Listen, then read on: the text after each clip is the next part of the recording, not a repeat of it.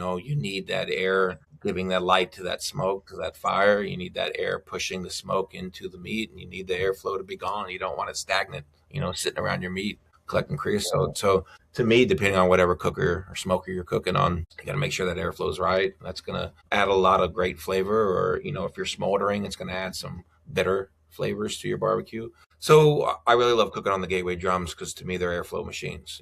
They got the two exhausts up in the front. You open them wide open. It's like a fan on high. You're giving all that fire, oxygen, air. Boom, it's going to light up. And you can see that smoke and you can see the velocity coming out when you open up those stacks. Tamper them down and you can see that velocity go down. It's built for airflow. So to me, when we're talking about a barbecue class, a lot of people just don't want your recipes. I mean, I could tell you a recipe. We got to talk about to make how to get that recipe perfect. Building a good fire, making sure you got good airflow, cleanliness. A clean grill is a happy grill. All the little things, the attention to detail items. Those are what make you a champion. All the little things. Listen, learn, get inspired. I'm Tavis Bryant, and this is BBQ Therapy. Like, subscribe, and follow to help grow the barbecue therapy community. Also, visit my website at www.bbqtherapypodcast.com. Bring on down, barbecue, your barbecue on. Get your barbecue on. Get your barbecue on. All right. He's a U.S. Navy veteran who took the structure of military life and turned it into a system for winning at the highest level of competitive barbecue. He's built Loot and Booty Barbecue into an international recognized brand with rubs and sauces sold across the globe, all while teaching classes and keeping his family at the center of it all. But behind the pirate flag, behind the trophies, is a man who understands process, pressure, and purpose. Sterling Smith, welcome to Barbecue Therapy. I got one rule: make yourself at home. I have no sponsors, so speak freely. That's awesome, man. Thank you for having me. I appreciate it. All right, no problem. All right, I want to take it way back. So, from what I read, you were born in Tennessee. Growing up in your single digits in your teens, what was the food scene in your house? Was it big or not that big, or how was that? Yeah, so I was born in Memphis, Tennessee, but my dad he was never in the military, but he did a lot of government contracting, so we moved around a lot.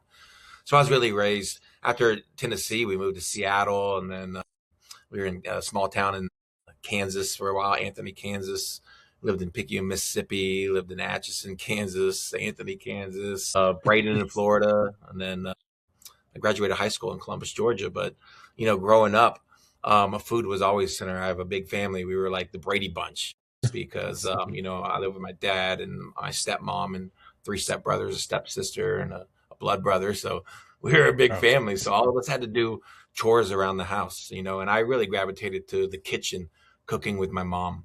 That was really the chore that I enjoyed. I enjoyed it because, I usually get to eat first or try some samples. You got a big family, you're in the middle, man. You're fighting for food. Yeah. So my mom always had that, the red and white Betty Crocker cookbook from the old school one. She always had that on the counter. There were pages that were, folded over. There were sticky notes in there. There were cards that had stuff written on it. But she always had that Betty Crocker cookbook out. And growing up, having a big family, we always had big meals, a lot of, ground beef items, stroganoff and spaghettis and a lot of those things growing up. And so, my dad really never barbecued. He would always get in, like, when we went to barbecue, he'd put, some burgers on the grill. And then he would get involved in a project out back, like, trimming some trees or something.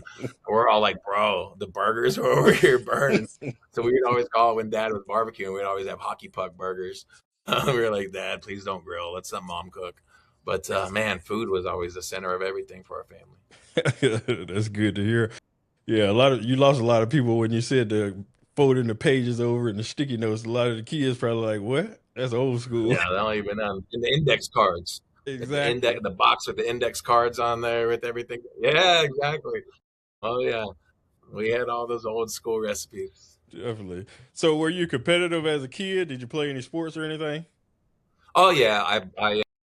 I started wrestling in 3rd grade because my older brother wrestled and he was always beat me up.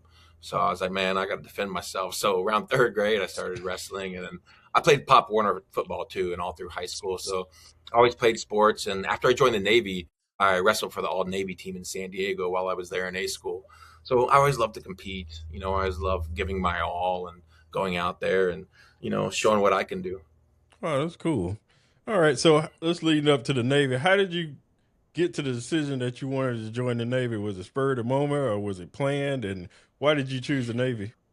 Yeah, absolutely. So, I told you about my big family, got a lot of us, and it's a lot of college money from my parents. So pretty much every single one of us, starting with my older brother, joined the Navy. So I have four brothers, two sisters. We're all Navy veterans. It was, tradition in my family. I was actually a week away from going to the Marine Corps, and then the Navy, recruiter reached out to me. He offered me some Navy college fund money, on top of the GI Bill. He offered me, going in as a E3 instead of an E1. He offered me, going into a technology rate, such a sonar technician, which I was, not being, just going in as an E1. So I switched and I went to the Navy. I enjoyed my time. I went to boot camp just north of Chicago. Being mostly a Southern boy, Mississippi, Florida, Georgia, I went to boot camp in Chicago from December to February, and it was the coldest I've ever been in my life. And I was like, man, I joined the Navy. I thought I was going to be on the sea. And then I got stationed in San Diego for a year after that. Then eventually I got stationed on the USS Chosin. It's a guided missile cruiser. It's based out of Pearl Harbor, Hawaii. So, for a few months to be in the cold and Great Lakes, I'll take, the rest 3-4 years being in San Diego and Pearl Harbor, Hawaii. So it was a great duty station. It was a great ship, and I loved my time. I loved traveling as well. Being in the Navy, we got to see Sydney and Perth, Australia. I was in the Persian Gulf for several months. We did Hong Kong, Singapore, Guam, Diego Garcia, a lot of really cool places. Wow. And then, afterwards, I used my GI Bill and my Navy college fund to put myself through school and get a college degree. Okay. So how many years were you in the Navy? So I was in from 94 to 98, and then I got out of active duty in 98, and that's when I moved to Arizona. And then I was in the active reserve for 2 years after that in Tucson, Arizona. So 6 years total, 4 years active and 2 in the active reserves. Okay. And were you married at the time or before you married? So actually, what's funny is when I got stationed in San Diego on the beach, me and my buddies went out to the beach, and, there's some girls walking by, and, we got to yell at them, right? And they said, hey, man, we're having a party later tonight. So we all went over that night, had a great time. And the funny thing is, the girl I met there, she's sitting in the house right over here. She's my wife of now 23, going on 23 years. And so we met on the beach in San Diego in 1995. Oh, wow. And then I got out of the Navy in 98, and we lived together in Arizona since then. She was born and raised here in Arizona. So after I graduated college in Arizona State University in 2002, I asked her to marry me. We got married in 2003, and man, here we are living in Scottsdale, Arizona, selling barbecue rubs and competing all over the world. It's amazing. Yeah, I'm a rookie. I've been married for 2 years, so it's a good ride, man. Love, respect, communicate, and you'll be all good. Oh yeah. So help me understand, because I was wondering this morning. The Navy ships, how large are those Navy ships? Because you see stuff on TV where you got fleets of planes and stuff like that. Is that?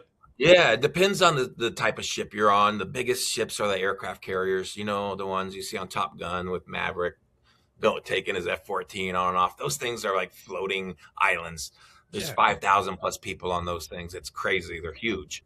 The ship I was on was a guided missile cruiser, kind of like a destroyer size. Mhm. So our crew was about, I think it was close to like 400, a little over 400 with officers and enlisted. It's a Ticonderoga class cruiser. We had 144 vertical launch Tomahawk ASRock, missiles on that thing. We had Typhoons. We had torpedoes, Sea Whiz. We had the huge 22 guns on both sides. So it was made for war, man. It was a crazy ship. Oh wow. So let me ask you about, as far as when you get out of the service, how hard is it to get back to regular life? I mean, it kind of depends on, everybody has stuff different, and everybody has, things that they went through in the military, some good, some bad, some indifferent. But I guess it depends on you and yourself. Everybody has it within themselves to assimilate. Everybody has it in themselves that they want to disassociate from society. And I think the kind of personality I had moving around a lot as a kid. I went to, I counted one day like 12 different schools, man, I had to make friends. I didn't come up with a buddy from kindergarten, so I had to make friends easy. So I think I did that in the Navy. I think I've done that throughout life. And I think my path was one that I created myself. Was, I wanted to assimilate myself back into society. And, there's times when it's good and bad, but everybody has their own journey and their own path. And I think you have the will within yourself to decide that, and to say, I do want to, assimilate in society, or like I said, be a, a regular citizen, Yeah, definitely. So I work for a financial institute. I work for Bank of America, and they never did Oh anything yeah. like this. But I used to work for Bank of America. I've been there like 18, almost 19 years. But Oh man, that's awesome.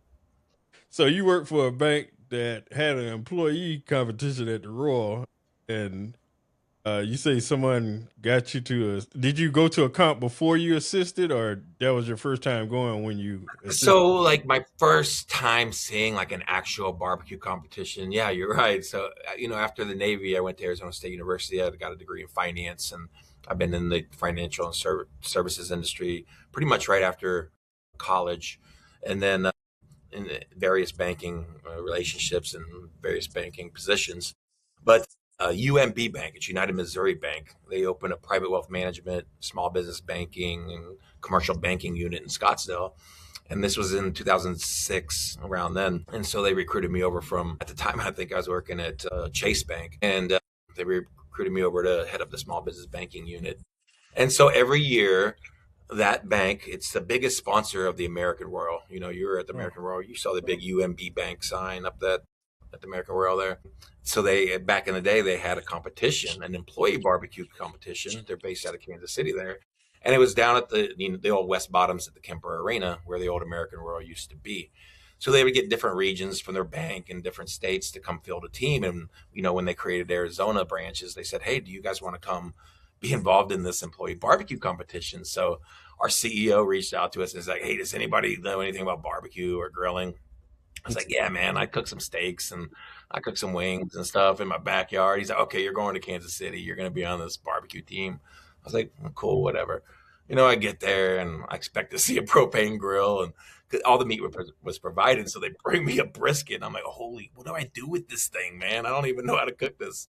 And my eyes were just opened up. I saw, huge smokers and people had RVs out there, and they were partying, and they decorated their sites. And I was like, man, this is a thing. It was like NASCAR and tailgating and camping and like having a friend over, all your buddies over for a barbecue bash. I was like, this is like an underground super cool thing. That was in 2007. And so when I got back from that competition, I went to Home Depot and I got a little Brinkman smoker, bag of mesquite wood and some lighter fluid and a pork shoulder. And I invited my wife's parents over, and I made the worst piece of meat in the world. The smoker was chugging. It looked like a train in my backyard, just like chugging. And it was all crusty on the outside and it was raw in the middle. And, it was just terrible.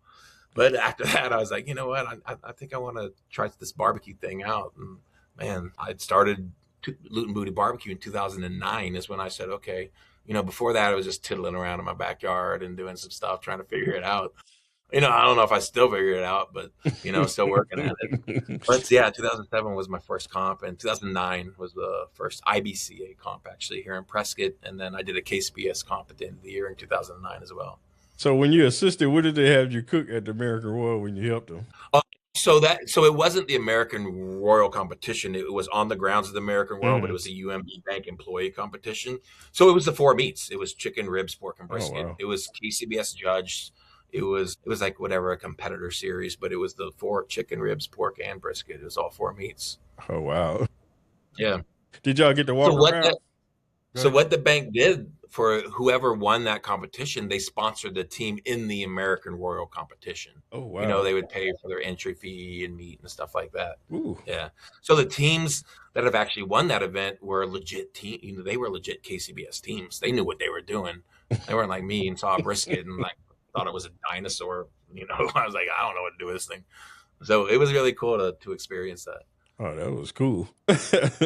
All right, let's move up to your first comp. When you did your first competition, what took you by surprise, and any mistakes occur, or how did that?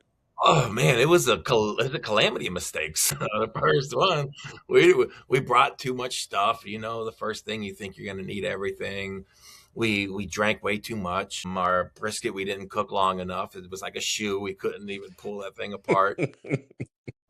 Man, it was just it was a blast, but we obviously didn't know what we were doing. We didn't, this was 2009 was our first like legit comp. And that was before a lot of the classes and a lot of the information, a lot of what people are putting out now. So we had to learn it. We had to learn on our own, or try to ask questions, and hopefully somebody answered it for you back then.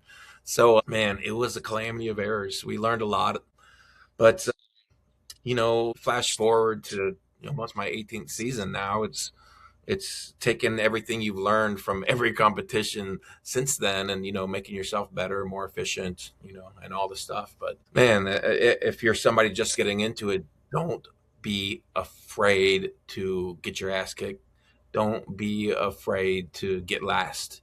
Don't be afraid to ask questions either, because a lot of us are your neighbors, and we've been there. We've gotten our ass kicked, and we still do to this day. And we still turn in terrible meat sometimes, but we're all just people out there cooking meat. So if you're new getting into this, don't be afraid to ask questions, and don't be afraid to mess anything up either. Okay. And how long after you started did you start to get the hang of it and feel that you were able to hang with the rest of them? Man, still to this day, the level of competition this day has risen. There's so much information out there. There's people that are infatuated with barbecue. There's people that are passionate about it. And I'm not saying there wasn't in the past. Just this day, with the amount of information, the amount of media, there's so many TV shows focused on barbecue. Barbecue Pitmasters kind of exploded this whole underground barbecue community, several years ago. So what that has done is just make the level of competition that much more. You've got to be on your game every time. You have to execute. You have to run your plan, and it takes a while to do that. And I think as long as when I cook, as long as I execute, I have a plan that I run. If I run that, I turn in great quality meat, and I'm gonna win. I don't care what the judges say. If I hit my marks and I turn it in, I know when I didn't do something to the right tenderness. I know when I taste something that may be off, but I also know when I turn it in, it's on as well. So I think you can't beat yourself over the scores and the placements. I got into this for a hobby, to have fun, to relax.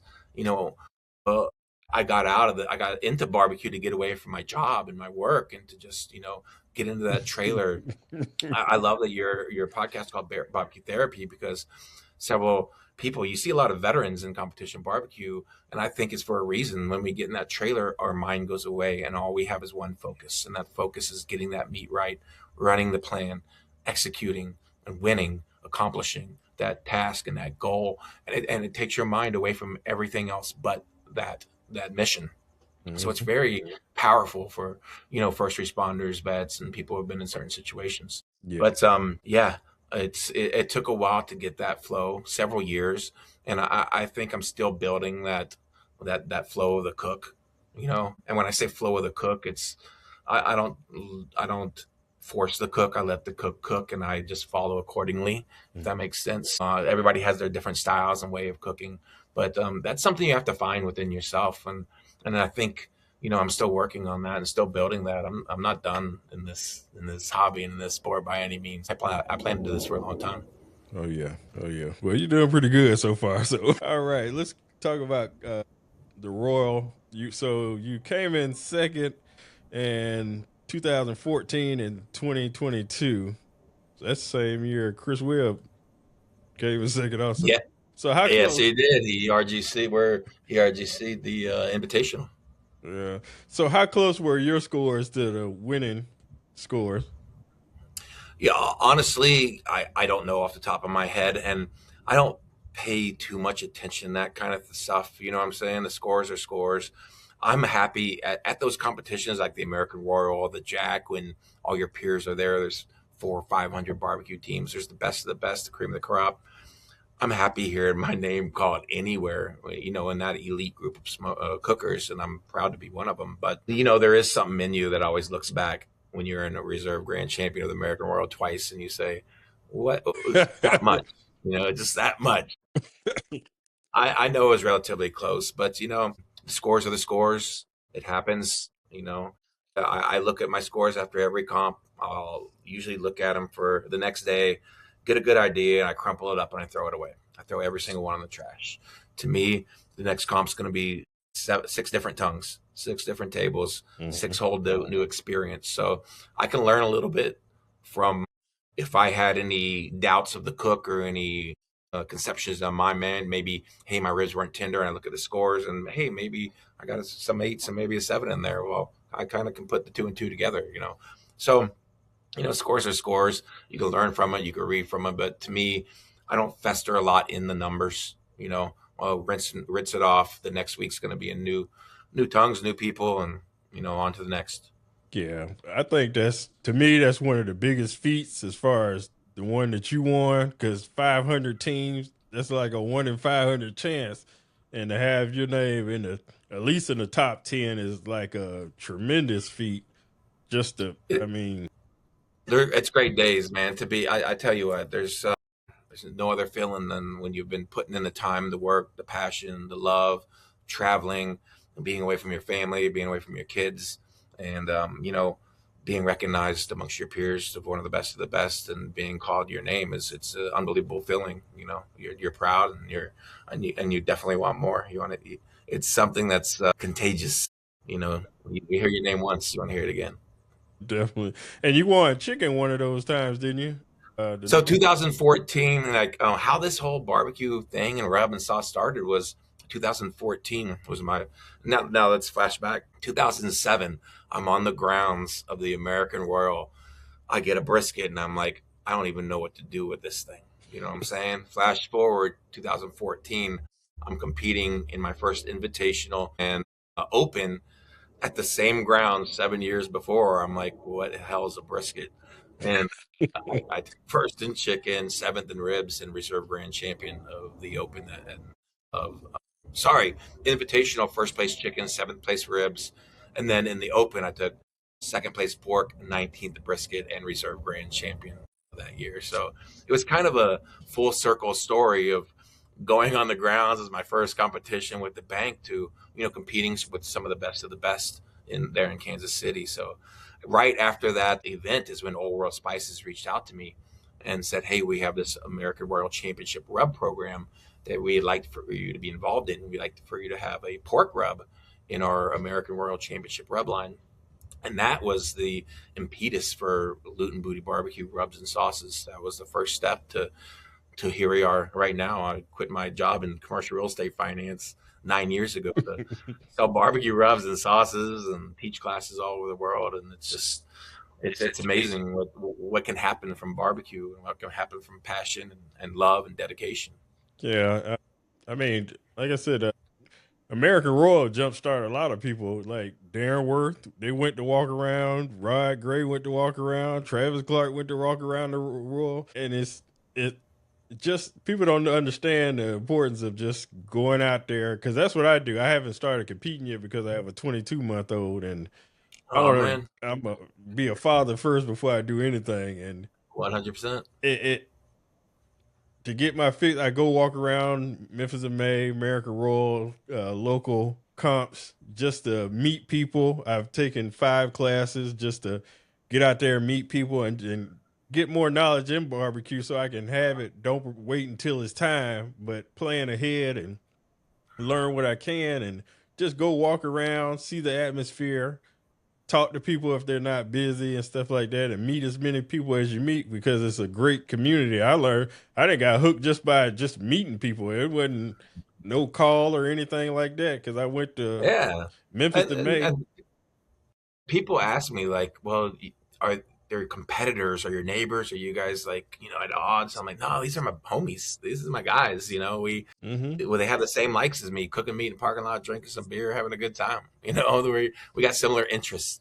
Exactly. But hey, I'm gonna say this: don't don't be afraid to take your 22-month-old to a barbecue competition. My daughter was 2 months old in our very first competition, and so she was there, man, like a little baby, all waddled up, and she's still there here to this day. Yeah, I'm gonna get out She's a there damn and good cook. see if I could get a couple of trophies. Yeah, but don't be afraid to go out, man. Everybody's there to help, and we're all there to see the next generation of pitmasters and cooks come up, and it's really cool to see. And actually, at the last couple of comps I've been to, it's cool to see several new teams that are getting into the sport. So it's really cool to see it growing. Yeah, since I'm a new husband and a new father, I was like, yeah, let me not just Balance. Exactly. Already, she let me do the podcast while she hold it down upstairs. That's it. All right, let's talk Teamwork. about winning pork at the Jack. How was that for you? Did everything go according to plan on that day? Because that's a competition where everybody and their mama is the top. Yeah, the Jack is amazing. And the cool story about that year at the Jack, I went with so I cooked with my buddy Justin Kofini. We had cooked a local Arizona comp. It was an IBCA comp, and it was half chickens, ribs, and brisket. And he couldn't do the whole thing, and he's like, he could only come for a little part. And he's like, hey man, just come cook my brisket for me. So I cooked chicken and ribs. We ended up winning that comp, and we got the Jack draw, a steel booty barbecue. So we didn't even cook pork to get into the Jack. And so we get there the morning of the Jack, and I was cooking a couple things, and he was cooking a couple things. I got up. It was comp morning. We're and Justin's birthday was right around that time. So the night before, we were at the grounds of the Jack, and it was Justin's birthday. So man, we were having a good time. It was party time. And we get up in the morning, and I'm hazy. I'm just super hazy, and I have the pork shoulders right in front of me, and I have my seasonings out, and I take one, I open it up, and I poured it all over the money mussels. Set the bottle down. I looked at it, and I was like, that's my Gold Star chicken rub. I meant to put my everything rub instead of the chicken rub. And so I was like, we're hazy. We're like, whatever, just put everything rub on the top. We ended up taking first place in pork that year. And now to this day, my first rub that I do on pork is Gold Star chicken rub. It was a mistake. It was a mistake that I do to this day. And I still do pretty well on pork. That I think that Gold Star works on pork, but that was a happy mistake. I'm pretty sure there's probably like 5,000 more people to do that too. He did it. I've taught in classes a lot. All right, let's move on to Australia. How did Australia get you out there to cook? Yeah, so this was, I think it was 2016 or 17 is when I first went over. But there was a couple guys who owned a barbecue store down in Sydney, and they had come over to America. They were learning about competition barbecue, and they wanted to, bring some competition classes and events and stuff like that more to Australia. So they came over and they said, hey, Smitty, you want to come over and teach this class? We have an Australian invitational barbecue competition. It's open to some Americans. And while you're there, you can teach a class. You can compete in this invitational tournament. And I was like, man, that sounds amazing. Let's schedule it. The cool thing is my wife and kids came with me to that event. And so before that event, in America, we have chicken, ribs, pork, and brisket are our four categories that we turn in pretty much every time. In Australia, or ABA, Australian Barbecue Alliance, there's those four proteins, and lamb is an actual protein. So I had to turn in chicken, ribs, pork, brisket, and lamb during that comp. So I cooked lamb a couple times before, here and there. It wasn't really my thing, but I knew I had to cook lamb. So leading up to that competition for 6 months straight, I just was hammering lamb every night in my backyard. My wife and kids are like, stop feeding us lamb. We're done eating this. So, I get there and I get first place in lamb, and I won it. I took grand championship, and, my family's there, and I get the award, and I come walking back, and I said, you guys don't have to eat lamb anymore. But I lied to them because I got invited back the next year. And so I did the same thing. I hammered lamb on them for 6 months straight. I won lamb again 2 years in a row down in Australia. So it was crazy, man. How did it feel to go over there and dominate? It was just awesome, man. It was really cool. And everybody in the Australian barbecue community was really cool. Everybody's open. Everybody just like us everywhere else, man. Just want to cook meat in parking How did it lot, feel have a to good time with your friends and family, drink some beers, and you know, it's funny wherever I go. We're not different. We're pretty much all the same. Yeah. So let me ask this: how is that flight? Because you're in Arizona, so you're going from Arizona there. But how is that flight all the way down to Australia? Because there's an area where So it's just water. absolutely. So yeah, I usually will go from Phoenix to LA or San Fran and then to Sydney. We've been to Melbourne and Brisbane. I've been to Sydney now, or Australia in general, 12 times, twice in the Navy and 10 for barbecue. But it's like a 14-hour flight, man. You gotta prepare yourself and get some comfortable, jammies on the flight. Get yourself some neck roll, and I tell you what, that's a time you want to upgrade your seat. You know, if you can save the money, upgrade your seat for a 14-hour flight. It's well worth it. Yeah, that's how it was when we went to Italy and Greece. It was like, and me, I can't sleep on the plane. My wife, she'd be out, but me, Yeah, I'm wide awake, middle of the night. It just you're ready to go. exactly ain't nothing I could do if something happened, but I just Exactly, you're ready. But you're ready.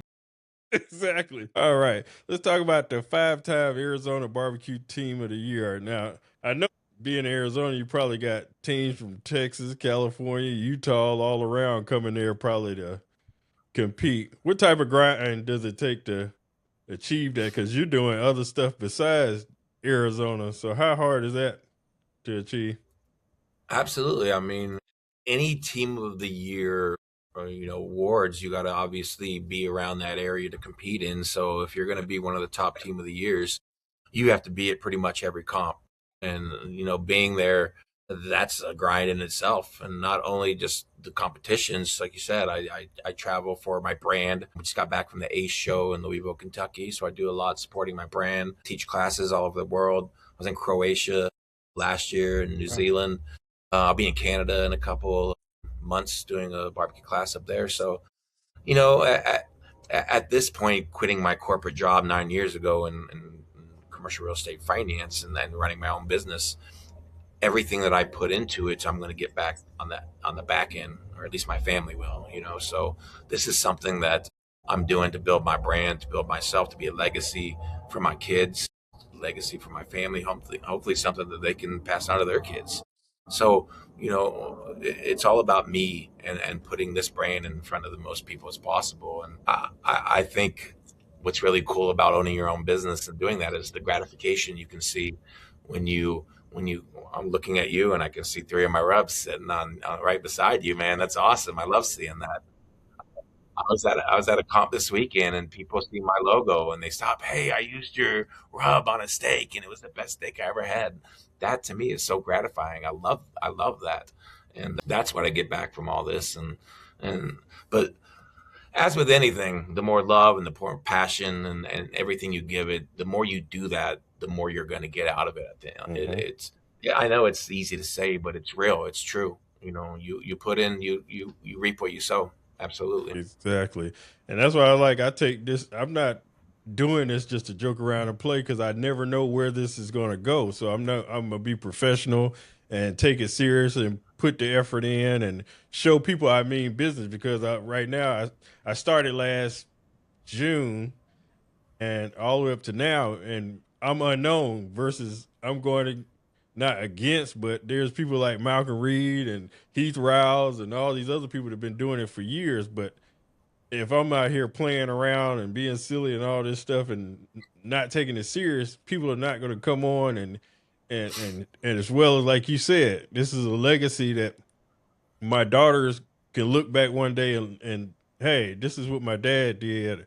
Regardless if it go far, if it doesn't go far, they know the hard work that goes into doing this and Absolutely. that I made an effort and I'm gonna see where this goes and I'm gonna keep grinding and keep going and promote the brand and everything you see gonna be barbecue therapy and when I'm competing I'm gonna promote and all that just to Absolutely. put the effort You got to in.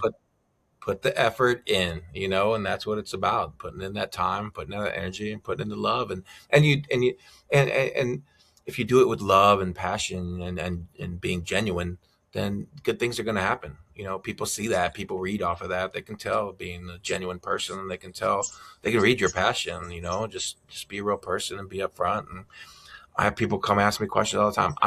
I'm always answering questions. I'm never going to hide anything, because to me, it's sharing that information. If I can help you get better, it helps us get better. Exactly, exactly.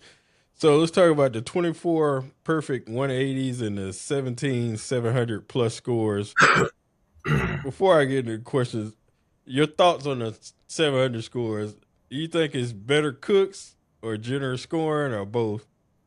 Could be a balance of both. Absolutely. You'll see some areas that are more prevalent, to 700s. I mean, is it better cooks? Is it judges who are more? I mean, who's to know? At the end of the day, it don't matter.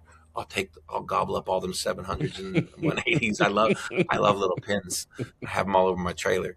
So I'm gonna take every single one of them as being a better cook that day. Absolutely. All right. And you said a friend told you don't practice until you get it right. Practice until you get it wrong. Well, you can't So you get it can't wrong. you And can't get you emphasize about airflow as far as stale smoke and clean combustion. Can you break Did those you two? chat GPT? I research. I Google online and I read everything. I was on your LinkedIn. I go everywhere to get this. Oh my god. All right. You went deep. All right. Could you break down that statement as far as the airflow?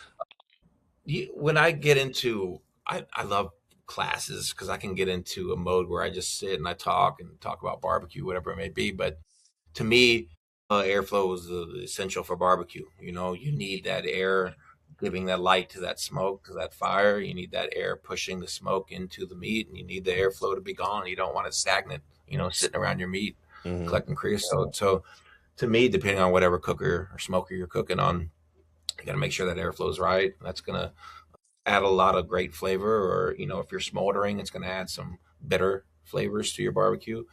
So I really love cooking on the gateway drums because to me they're airflow machines. They got the two exhausts up in the front. You open them wide open. It's like a fan on high. You're giving all that fire, oxygen, air. Boom! It's going to light up, and Mhm. you can see that smoke, and you can see the velocity coming out when you open up those stacks. You tamper them down, and you can see that velocity go down. It's all there. It's built for airflow. So to me, when we're talking about a barbecue class, a lot of people just don't want your recipes. I mean, I could tell you a recipe. We got to talk about to make how to get that recipe perfect. Building a good fire, making sure you got good airflow, cleanliness. A clean grill is a happy grill. All the little things, the attention to detail items. Those are what make you a champion. All the little things.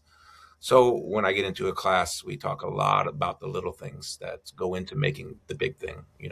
Yeah, yeah. So you was around the time where the Gateway drum came out. So how was that when you first saw it? I was one of the first on the West Coast to actually bring Gateway drums out here and to start cooking on them. I was cooking on Weber Smoky Mountains before, but throughout 18 years, I've cooked on an offset, I've cooked on pellet smokers, I've cooked on damn near every grill. But I was cooking on Webers a lot before, and I was cooking on that Weber like it was a drum anyway. I took the air pan out, put a half pan on the side, and rip and grip, and let it get to 300. So it was an easy transition from going from a WSM to a gateway drum because it's pretty much the same dynamics, same airflow, pretty much in a nutshell. Okay. All right. Let's switch over to your Luke Booty is your team name and it's a brand. Could you walk us to how you came up with the concept and where did it come from? Well, obviously, I'm a Navy vet, and in the Navy, we're all a little piratey. We're out at sea, we're plundering and looting. But when I got into barbecue, I saw people had logos and they had funny names and smoking butts and then everything about butts and butts here, butt there. And I had this logo first. I said, I want the pirate logo, but I want it to be a pig skull and crossbones. So thinking of names, I had like a dozen written out, just various random things, and Loot and Booty was one of them. And it kind of stuck. So we were like, okay, let's go with Loot and Booty Barbecue, Pig Skull and Crossbones. And I never really thought of it until people started asking me why Loot and Booty. But, Loot and Booty refers to pirate treasure, gold and doubloons and everything you get from when you pillage. And Mhm. when we're out on a barbecue, competition, what are we trying to go for, man? Trophies and cash. We try and get that loot and booty. So it's kind of fitting, and it stuck. And but it all came from being in the Navy, and if you look at my branding and my style, and a lot of the names on my products are Navy or nautical or pirate related. So when I get into that, I want to keep that same theme or brand going, a cohesive brand being out there on a shelf. It kind of really stands out amongst everybody else on the shelf. So to me, when I was getting into this, I really worked on that branding and the facade and how it looked on a shelf. So all that goes into it, not Mhm. only putting a seasoning together, you got to know how to market it, how to get on shelves, how to turn, how to distribute. So a lot of that back end stuff is really important to know. Thought out logos, names, and brands, and the names of the rubs and sauces and stuff like that. As far as competition, because I equate it because I used to watch wrestling in the '90s, and I like this is everybody's wrestling persona. Yeah, hey, pretty much, it is. Everybody has their theme and who they are, and I worked a lot on that, and absolutely, I'll come out like the pirate. I'm like the pirate wrestler. You know what I'm saying? I Yeah, loved wrestling back in the day, man. That was my jam. I did know, But but I was like old school, like Rock and Roll Express, those guys, and like the Road Warriors, Hawk and Animal. oh yeah, Yeah, oh that was yeah, my wrestling back then. I love it. All right, so when you started making your own products, when you got with old world spices, how long did it take you to get your first rub out? And did you market it for backyard or was it kind of for competition? Yeah, so my first product was after the 2014 American Royal, when Old World reached out, and it was the pork rub in the American Royal Championship line, and that was branded for pretty much Walmart. It got into a lot of the Kroger brand restaurant, not restaurants, but grocery stores as well. But that was marketed as like bringing the American Royal to your backyard. So it's kind of focused on the backyard cook, and that was an awesome line. I think that line is actually still going to this day. And what's in that bag is the American Royal Pork Rub by Loot and Booty Barbecue. So after I had that little bag going, and that was on in circulation, Hmm. that was when I got back with Old World and said, "Hey, I want to take that pork rub, put it in a Loot and Booty brand, have my own rub, and I'm going to name it Everything Rub." That's going to my go-to because I put that kind of seasoning pretty much as a base layer on a lot of the things that I cook in competition barbecue. So when I first came out with it was kind of marketed as a competition barbecue rub. But as we've morphed into the line and created more products, we see that these products not only work well in a competition barbecue, but they work in your backyard just as well. So and knowing who our customers are, there's a finite amount of competition barbecue cooks. There's maybe 1,000 of us. There's a billion backyard guys. That's who we're focusing on. That's who we're really branding to. That you can take this seasoning that is winning championships on the competition rub and cook them in your backyard for your friends and your family, and you can have that championship flavor right there. So, it's really made for competition, but it can be used in your backyard. It can be used anywhere, and that's really where a lot of us focus our branding on because of the customers. There's just so many customers. Yeah, and the thing I'm gonna get on the soapbox, but the thing that bothers me because when I go to competitions and like Memphis and May and stuff like that, and there's downtime, I don't see. There's some people that be stuck in a tent instead of out there talking to the people and introducing themselves and stuff like that. I'm like, you got products that you want to sell, but you don't want to come out the tent and greet people and promote yourself. And Yeah, that's a bad look because if you're trying to sell a product, I don't want to buy your product if you just can't say good morning or hello or how y'all doing. absolutely, It doesn't absolutely. take much to do that. Now, I will tell you this, and I agree with you that if you're going to be a face of a brand, you should probably be out there at least shaking hands and kissing babies. But I will tell you, and somebody asked me this at a competition this past weekend. They knew I had rubs and sauces, and out there competing. They were like, "Why aren't you out here selling your rubs?" And I said this. I said, "This is my getaway. This is my hobby from work. My job is selling rubs. I do that all day. I'm out here practicing my craft. I'm out here golfing. I'm out here doing what I'm doing, having fun, my hobby." And I actually have Ace Hardware or Home Depot to sell a lot of my rubs. But at the end of the day, I'm not out there to sell product. Yes, it's great that I have a brand, but at major competitions like the Jack and the American World, I make sure that I'm out there. If somebody is coming by my tent or my trailer and knocks on my door, I'm going to give them a handshake. I'm going to say thank you. I'm going to give them a sticker. I'm going to do something. But it's a fine line between a lot of what we do. And because there's been times when I'm sitting in there and I got 2 minutes to make chicken turn Oh, in, yeah. and there's a guy that's knocking on my door and says, "Hey, can you tell me about these smokers and grills?" You know, so there's a little balance there of being a ambassador for your brand and then also being there to win a competition and practice your craft. So it's a very fine line there, and I think everybody has to find their way of balancing that. You know what I'm saying?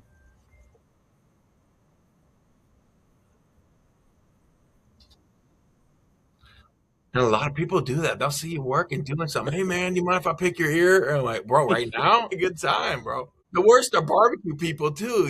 If there's barbecue people that they're not at the, maybe they're not competing, they're just walking around or something. They know turn-in times, and they always want to come up at like 11:55. Hey, man, what you doing?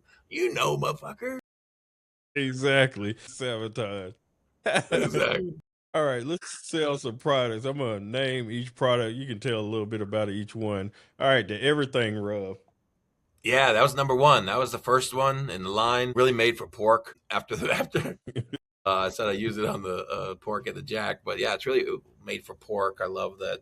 When I was creating that rub, I wanted something my wife loves: Lay's barbecue potato chips. So when you taste that rub, think of Lay's barbecue potato chips. It gives you that smoky flavor, that granulated garlic and onion. But that's my number one seller right there, and I think it's the number one seller because it says everything rub on it, and people go to that wall of seasonings. There's a billion up there, and some say chicken, some say beef, pork. Well, they're like, well, I cook everything. This one says everything rub. I'm gonna grab that. Thinking back, I should have named my chicken rub everything number two. You know what I'm saying? But no, it's my number one seller, and it was the first product. Yeah, that's what I mean. To me, I gravitate to the chicken rub to put on everything. That's just That is a great season. All that was my number two season. After I won, man, there was one season I won like 4 or 5 180s in chicken, wow. and that was my impetus for that rub, and that chicken rub still to this day. I took a second place in chicken this past weekend, straight on some chicken legs. All right, you can. I guess you can talk a little bit about Gold Star. Yeah, that was Gold Star chicken rub. Herby, salty. It's got a little bit of the citric notes in it and a little bit of back end kick. Cool thing about that rub, it won Best Seafood Rub from the National Barbecue Association Conference about 4 years ago. So it works on seafood, poultry, turkey. I've won several of the turkey events, and I use Gold Star chicken right on the turkey. All right, what's your beef? What's your beef? Salt, pepper, garlic. We got some umami flavors in there. There's some beef base. There's some Worcestershire powder. Love it on brisket. All things beef. That's my burger. Go-to burgers. It's got big coarse grains of salt and pepper. That's a go-to right there. And then you got what? Jolly Raj. No, I got Pirate's Pleasure. Pirate's Pleasure. Yeah, one of the newest ones. Now, this one's a sleeper. Pirate's Pleasure is a sleeper. It's got the sweet notes. When it heats up, it kind of caramelizes. So I use it on my ribs in competition when I wrap, and my pork shoulder because it kind of creates a nice caramel sweet flavor on top of that. When I'm cooking at home, I love it on salmon, on carrots, like glazed carrots. Around the holidays, we did like smoked nuts and Chex Mix. It goes awesome on those.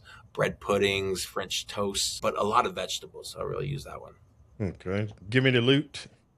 Give me the loot, spicy maple pecan. Another, pair that with everything rub, and that is amazing on everything pork belly, pork loin. If you want something with those sweet buttery notes and then a little bit of spicy kick, give me the loot is where it's at. All right, El Jefe. Version of a taco packet, but better. So I took all those notes of a taco packet, cumin, very cumin forward, smoky cumin, granulated garlic, onion, and then a lot of citric powder in there. I really like that balance on anything I'm cooking: fajitas, tacos, guacamole. I love that flavor profile in those southwestern kind of meals. Okay, and the last one is the garlic black rubbed Jolly Jolly Raj. Raj.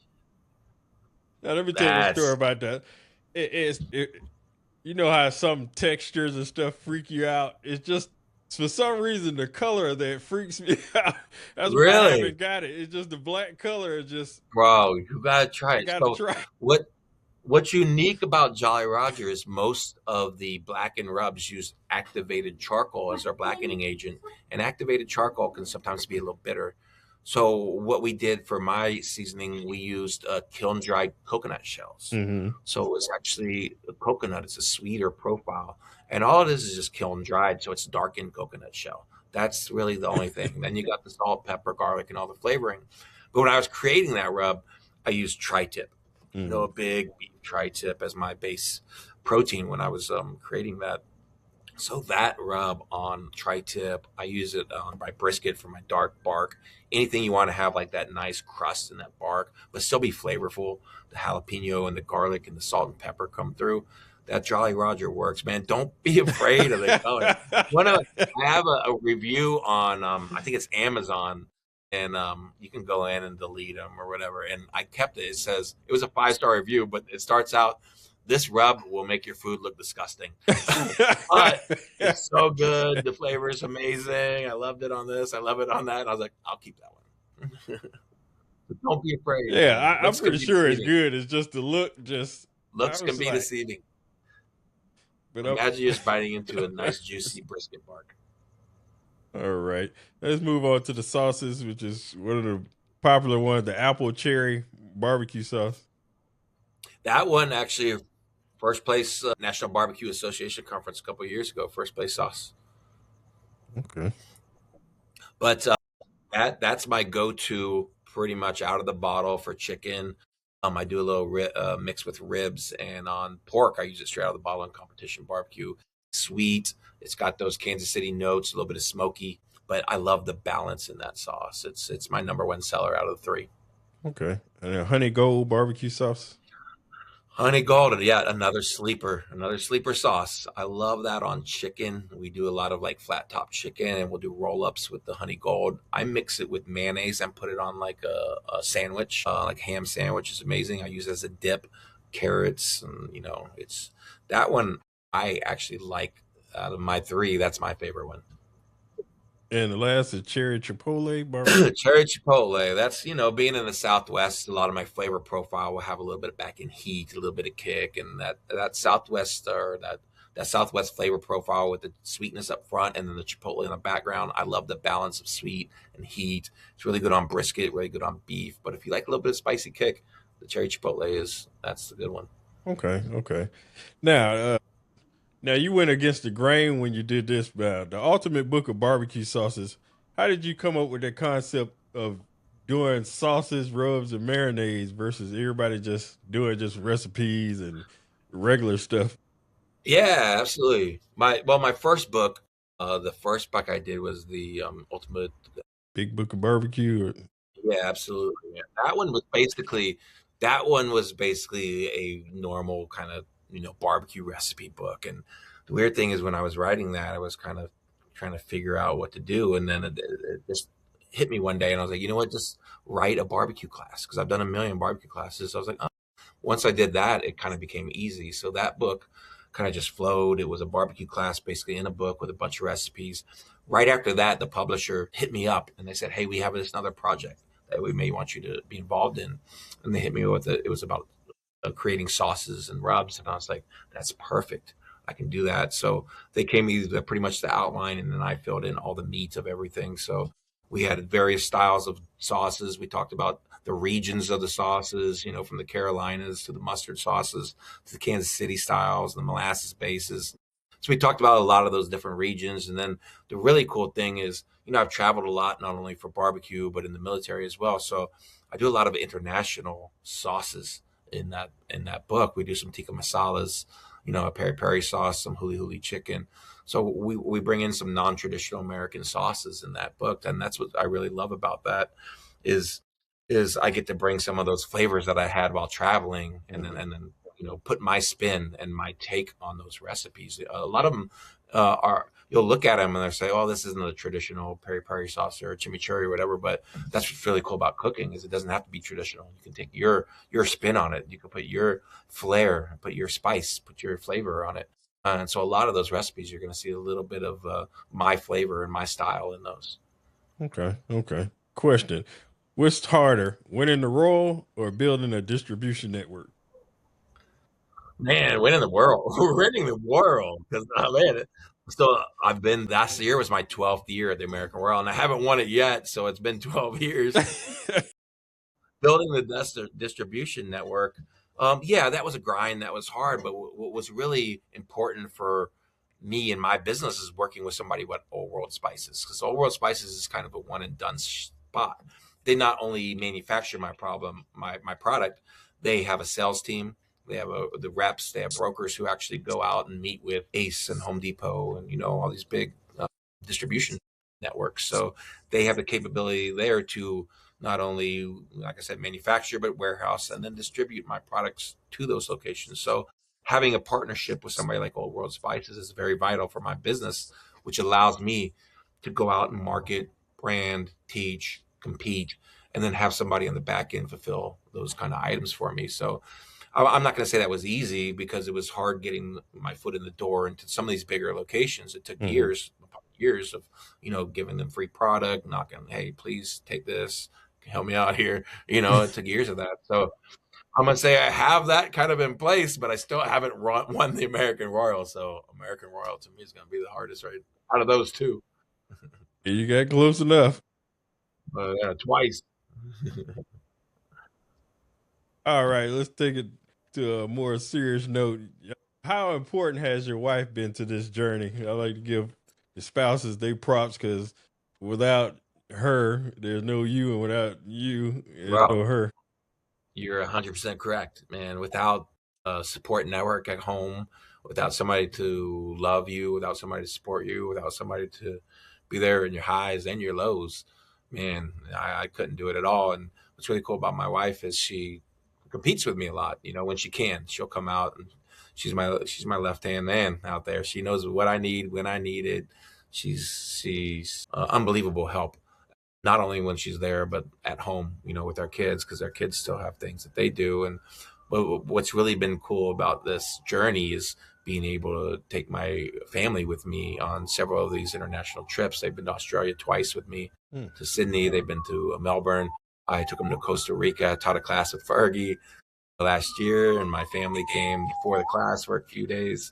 So it's really cool to bring them along this journey. And I think that's really paramount Mhm. in keeping them active in what I'm doing as well. It's not just, dads out there. They know what I'm doing. They've seen it. They've been there. So they kind of know the hustle. They know the grind. They've seen me do my thing. But that is important, that they know that, and they see that, because when I'm gone, it's not just, like I said, dad's gone, but having that network of support, having my wife there to be there when I get home, to, man, she's every time she's like, bring your dishes in. She does my dishes every time, and Wow. and without complaint, and so, but I have to be there for my family and her at times too. So there's times when I balance that. And actually this weekend, my sailor's got a competition for her guard that we're going to. So, a lot of it's balance. And without the support of my wife and my kids, none of this, I wouldn't be here to this day. Absolutely not. Definitely, definitely, and it's important that they see what you're doing, and not they see what goes behind you bringing a trophy home, and not you just going out there and just come back with the trophy, but the hard work. Yeah, People, a absolutely. lot of people don't know the hard work that goes into that. They think people just sitting around shooting the breeze, but it takes a lot of work to go into competing at a high level. It's And doing it by yourself is a lot too. And and it's not only that, it's prepping, getting all these grills cleaned out, getting them ready, getting the trailer ready, trimming all the meat, just doing all the ins and outs. But you know if I didn't love it, I wouldn't continue to do it. exactly, exactly. All right, the California Barbecue Hall of Fame. You were inducted into the Hall of Fame. What did that mean emotionally to you, and what do you want your legacy to be as far as barbecue? Man, hearing that I got inducted was amazing. I'm actually the only non-Californian inducted Oh into the wow. California Barbecue Hall of Fame, which is really neat. And what's cool is being involved. I've been involved with California Barbecue Hall of Fame for pretty much my whole barbecue career. I've taught some classes with them. We do a lot of stuff with veterans. I love that they're involved with vets. We do classes at VFW posts. We've done mock barbecue competitions on some bases there in California. So to me, it's not something that I was going for. It's something that I was just doing, and that I was amazed to be honored into the Hall of Fame. It was really cool that one of my barbecue mentors growing up in this game was Matt Dalton, left coast out of California, Banning, California. He passed away several years ago, but we used to talk every day, and he was inducted into the Barbecue Hall of Fame before me, and I was just honored to be in something that a Hall of Fame that he's in, that somebody who meant a lot to me in barbecue, and it's quite an honor. Okay. Okay. That's excellent. And it's an excellent honor, especially you're the only person outside of the state that they notice that your effort and stuff like that. So it's a great Yeah, so honor. it's really cool to be. There's so many legends inside the California Barbecue Hall of Fame. From Harry Sue's been around forever. Dude's an amazing legend. There's so many great cooks, and Sterling Ball, from Big Papa Smokers. There's a lot of people who made a huge impact on California barbecue, and I'm honored to be one of them. Mhm. And to be awarded with that was amazing, man. Like it's like I said, I'm not really. I didn't get into this to have any of those awards, but it comes from hard work. It comes from dedication. It comes from passion. Yeah. Yeah, definitely. And let's talk about the TV show Smoke. Now I cannot find it. I haven't seen it, and I can't find it Destination nowhere. America. I looked on there. It's not. It's not on there. I got I think Discovery it's on. Plus. I saw on the YouTube. Look up Smoked on YouTube. Okay. Smoked Destination America channel Smoked. Okay. So how That did was that a really opportunity cool. go? Oh man, they reached out. They reached out to Phil the Grill, and they were having a season where they were pitting two kind of like pitmasters against each other. Like teacher versus teacher, or at the time you had to have some backstory. And Phil and I were talking about maybe opening a restaurant. So our story was who's going to be the head cook, and it was kind of like a rivalry kind of thing. But it was really cool to go out there and to be with Phil. Phil's one of my best friends in barbecue. We've done several things together. He's my barbecue brother. So to be on the show with him and his wife, Sunny, which are Molly and I, two of our best friends in barbecue. To be on the show with them was really, really, really exciting. And TV's TV, there's got to be some sort of drama in there. But I kind of realized doing that show that I don't know if I was made for TV or not. But it was cool to see how all that works, and to be on the show, especially with my wife. My wife was my partner on that show, so it's cool to have her there as well. That's cool. And then we won. Winning the trophy and the check at the end, that's always a good day, right? Exactly. So Phil the Grill, every time I see him, he's just laughing, joking, and playing. And then I watched a YouTube video of him. I think he was going through his restaurant and talking and all that stuff. And I was like, this man know his stuff. Don't let this guy fool you. Don't let Phil the Grill fool you. He'll sneak up on you. This guy know his Don't stuff. let the looks fool you. Exactly. Phil's amazing. All right, got one quick question. Then we'll play a couple games with you. If you had to pick a 4-man all-star team to cook a comp, you and 3 other pitmasters, who are you picking, and what meat is each one of you cooking? I'm cooking chicken. I'm gonna have Dave from Meat Candy Q cook ribs. Mhm. I'm gonna have Jerry from Burning and Luton out of California cook pork, and I'm gonna have the brisket KCBS Team of the Year, Gabe, my man Gabe, come in and cook brisket for me. Okay. Good That's called the team. West Coast. That's called West Coast. That's the all West Coast team right there. That's a good team. I told people gonna be surprised hearing from me first. Gabe he's a sleeper. He gonna go up as one Sleeping, of the, definitely sleeping over he might not be the GOAT, but he gonna be in that conversation before it's over. Because there. He's coming up, man. He's been doing his thing. all right, I got a game that I made up. In college basketball they got the tournament bracket. So I made Absolutely. a 16 barbecue meat tournament bracket, and I'm gonna give you the matchup. Just tell me which one you prefer to eat, and we'll see which one is the All right, winner. let's go. All right, steak versus smoked ham. Steak. Okay. Pork ribs versus smoked turkey. Ribs. Okay. Burn ends versus pork chop. I'm gonna take burn ends. Okay. Hot dog versus brisket. Brisket. Hamburger versus sausage. I'm gonna take a good old hamburger. Okay. Lamb versus pork belly. Oh man. I'm gonna throw lamb. Give me some lamb, man. Okay. Beef ribs versus smoked bologna. Beef ribs all day over bologna. Okay. And barbecue shrimp versus smoked chicken. Give me some shrimp, man. I'm a seafood guy. Okay. All right. Next round: steak versus pork ribs. Ribs. Okay. Burn ends versus brisket. Let's go brisket. I mean, well, it's the same thing. Yeah. Hamburger versus lamb. I'm gonna go with a burger, man. Good old American burger. All right. Beef ribs versus shrimp. Ooh. Ooh, now we're talking. I'm gonna go beef ribs. It's hard to beat a good beef rib. All right.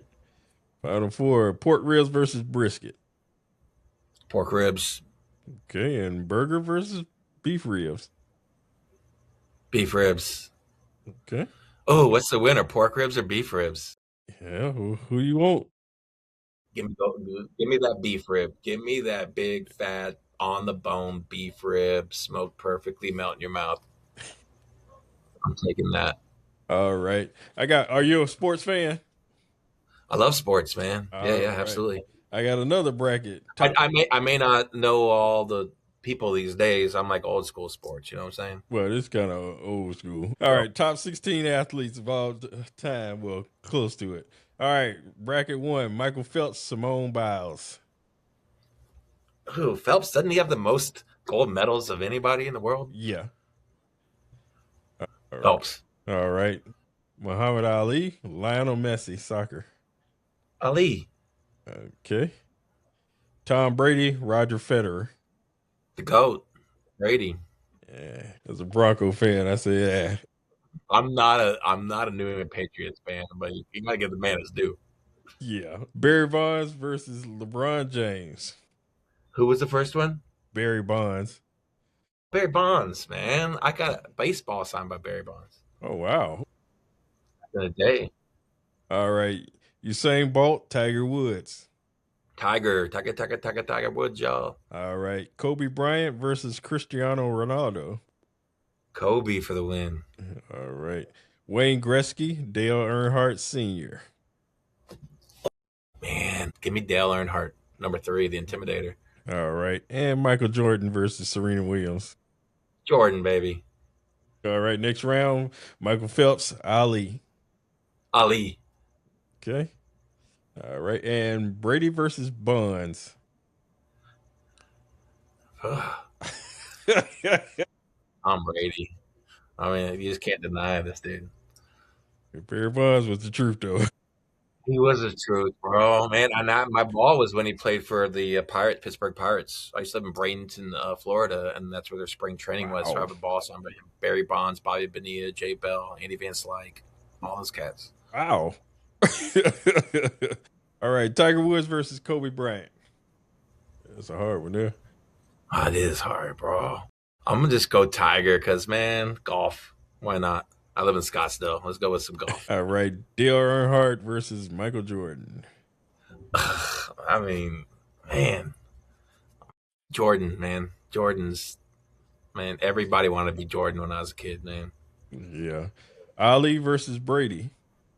How about I make this quick? Michael Jordan, best of all time. But let's go.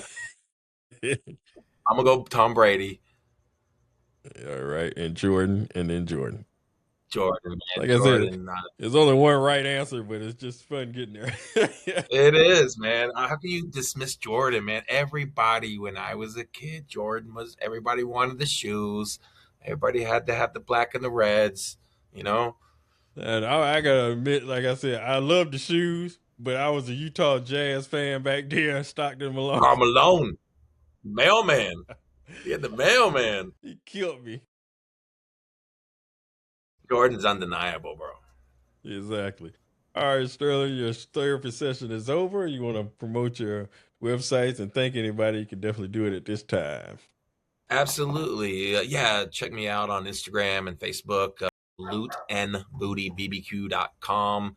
I'd like to thank my family for everything. I work with some amazing people at Green Mountain Grills, Blues Hogs, great sponsor of mine, Snake River Farms, Prairie Fresh, Corte Meat Processing, some of the best meat in competition barbecue. But other than that, man, thank you for having me on, man. It's a blast. Oh, no problem. I appreciate you coming on. It was like, it made my day when you returned that email.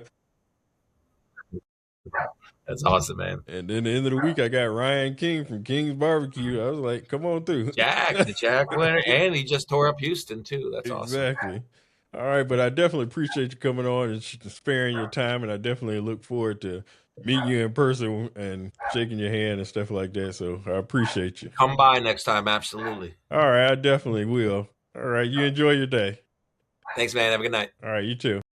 Thank you for joining us for another therapy session. And remember, like, follow, and subscribe to help the barbecue therapy community. And also visit our website at www.barbecuetherapypodcast.com.